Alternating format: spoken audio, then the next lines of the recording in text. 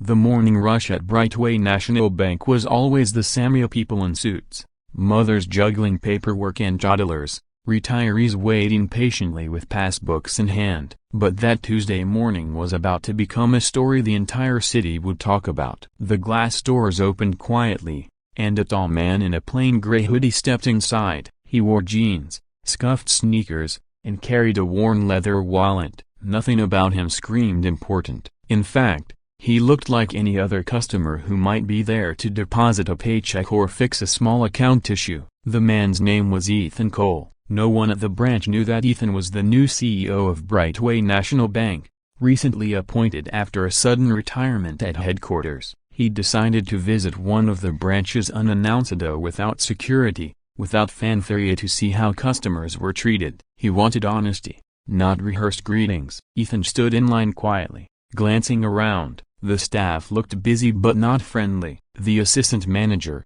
a neatly dressed woman named Martha, stood behind the counter giving sharp looks to the tellers. She smiled at some customers, but only the ones in suits or fancy dresses. When it was finally Ethan's turn, he approached teller number 3, a young woman named Nora. She gave him a polite smile. "Good morning, sir. How can I help you today?" Ethan smiled back. "I'd like to check the balance of an old account I opened years ago. I think it might still have something in it." "Of course," Nora said, typing quickly. "Can I have your ID?" He handed it over. The name Ethan Cole flashed on her screen. Her eyes widened. "Mr. Coley, a broken bar. I don't see any active balance. This account's been inactive for about 6 years. Ethan chuckled. "Figures. I probably forgot to close it." "So it's 0? "Yes, sir, 0. He nodded thoughtfully. "All right, then, I'd like to deposit something, let's say, $500 to reactivate it." Nora blinked. "Of course, sir." She began typing, but just then, Martha, the assistant manager, appeared beside her. She looked at Ethan's faded hoodie and old wallet, then frowned. "Nora," she said quietly but sharply, "are you opening an account for him?" Nora hesitated. "He's reactivating an old one, ma'am." Martha folded her arms. "Sir, do you know there's a minimum balance of $1,000 for account reactivation? Otherwise, it will automatically close again in 30 days. Ethan looked at her calmly. "I didn't see that rule posted anywhere." "It's policy," Martha said coolly. "We don't usually reactivate accounts with small balances. It's a broken bar, not worth it." Ethan smiled. "Not worth it? For whom?" She gave a condescending grin. "For the bank, sir, and for customers like you. We have better products for people with larger financial portfolios." Nora's face fell, embarrassed by her supervisor's tone, but Ethan only smiled faintly. "I see. Well, let's just say I'd like to start small. I believe small accounts can grow big, don't you?" Martha sighed impatiently. "Sir, maybe you should visit a community bank. They're more suited for a broken bar, smaller customers." Her meaning couldn't have been clearer. The people in line behind Ethan were starting to notice. One man in a business suit smirked, while an older woman whispered, "That's rude." Ethan didn't raise his voice. "Tell me something," he said. "If someone comes in with a small balance, do you treat them differently than someone with a large one?" Martha gave a thin smile. "We provide equal service to everyone, sir, but we do prioritize high-value clients. That's just business." Ethan tilted his head. "Interesting philosophy." She crossed her arms. "Look, sir, if you want to make a deposit, fine, but I'd suggest you go to teller number 5. We need to keep this line moving." At that moment, branch manager Robert Jenkins stepped out of his office. He was a tall man with slicked back hair and a practiced smile that came alive only for people he thought mattered. "What seems to be the issue here?" he asked, noticing the growing tension. Martha leaned toward him. "It's fine, Robert. This gentleman wants to reactivate a zero-balance account with just $500. I was explaining our policy." Robert chuckled and turned to Ethan. "Sir, if you have a problem with our policy, I can refer you to our customer service hotline. Or perhaps you'd like to open a basic savings account instead. It's simpler and doesn't require much." Ethan raised an eyebrow. "How much would it take to make it worth your while?" Robert grinned. "Well, sir, our executive accounts start at $50,000. "But somehow," he said, glancing at Ethan's old hoodie, "I don't think that's what you're looking for." The crowd behind Ethan chuckled softly, but Ethan's next words silenced them all. "I'll pay you double," he said calmly. Robert blinked. "Excuse me?" I said. "I'll pay you doubly whatever balance you think is impressive enough to deserve good service, but only if you have the balance to match it." The manager laughed. "That's a good one. Double, huh? And how much exactly are we talking about?" Ethan smiled slightly. "You tell me, how much would it take for you to treat me like one of your high-value clients?" Robert smirked. "Well, our top-tier clients usually keep at least $500,000 here, so unless you're carrying a suitcase full of cash, I'd say we're done." Ethan's expression didn't change. "$500,000? All right." He reached into his worn wallet, pulled out a black metal card, and slid it across the counter. The teller's eyes widened. She recognized it immediately. It was a Brightway Infinity card, a card reserved only for corporate-level executives and ultra-high-net-worth clients.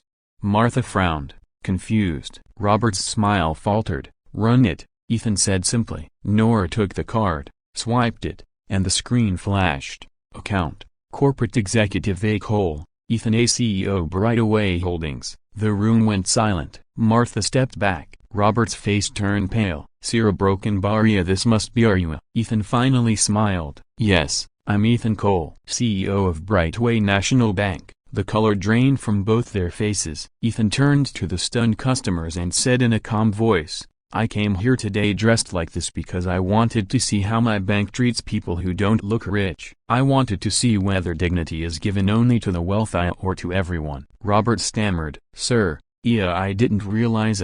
"That's the point," Ethan interrupted softly. "You didn't need to realize who I was, you only needed to realize that I'm a person." The branch was dead silent except for the faint hum of the air conditioner. Ethan continued, "You laughed at me when I offered to pay double, but tell me, how much is respect worth, Mr. Jenkins?" The manager looked down, speechless. Ethan looked at Nora, the teller. "Thank you for your professionalism, Miss Nora. You treated me well when no one else did." Nora blushed slightly. "Just doing my job, sir," he smiled. "And doing it well." He turned back to Robert and Martha. "You two, on the other hand, will be doing something different." Robert swallowed. "Sir, please, it was just a misunderstanding." Ethan's expression was firm.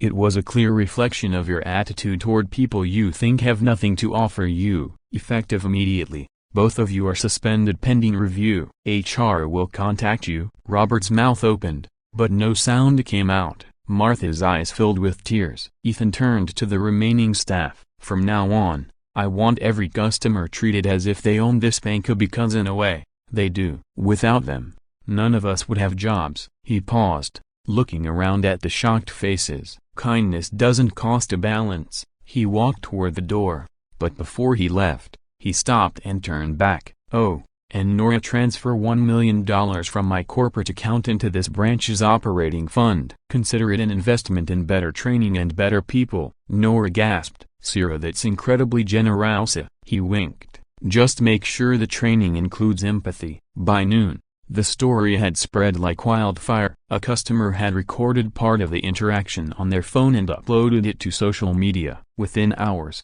the clip was everywhere. "CEO visits branch disguised as teaches manager a lesson in kindness." The comments poured in. "This man deserves a medal. Finally, a CEO who gets it." That manager's face when he found out, priceless. Nora became an instant hero, praised for her humility and professionalism. Meanwhile, Robert and Martha faced a formal hearing at headquarters. They apologized publicly, admitting they had judged someone by appearance rather than respect. The following week, Ethan held a press conference at the very same branch. Cameras flashed as he stood behind the podium. "Banks exist to serve people, not to rank them," he said. "A customer's worth isn't measured by their balance, it's measured by their trust. And when we lose sight of that, we lose everything." He paused, his tone firm but warm. "That's why, starting today, Brightway National Bank will launch the Equal Service Promise. Every employee, from teller to executive,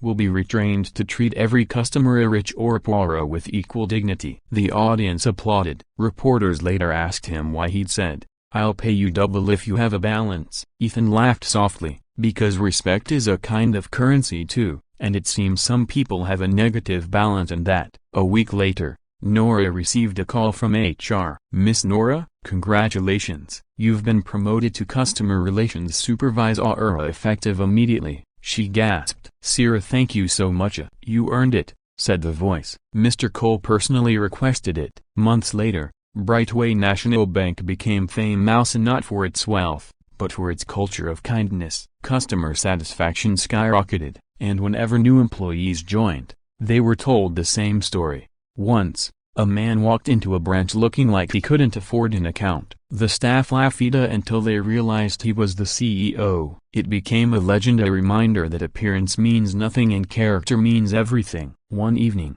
as Ethan left the office, Nora saw him by the parking lot. Mr. Cole, she called out. He turned, smiling. Nora, how's the new position? It's amazing, she said. But there's something I've been meaning to ask. Why did you come to that branch, of all places? Ethan looked at the sunset for a moment before answering. Because that branch was where my father used to bank. Years ago, when he was a janitor, a manager there once told him his business wasn't valuable enough. He came home humiliated. Nora's eyes widened. Ethan smiled faintly. So I promised myself that if I ever had the chance, I'd change that kind of banking. And now, I think we finally did. He waved goodbye, leaving Nora standing there, inspired and proud. As he drove away, the radio played softly. Kindness is the only investment that never fails. And Ethan Cole couldn't help but smile, because in that one small visit, dressed like an ordinary man, he'd restored something priceless of the true balance of humanity.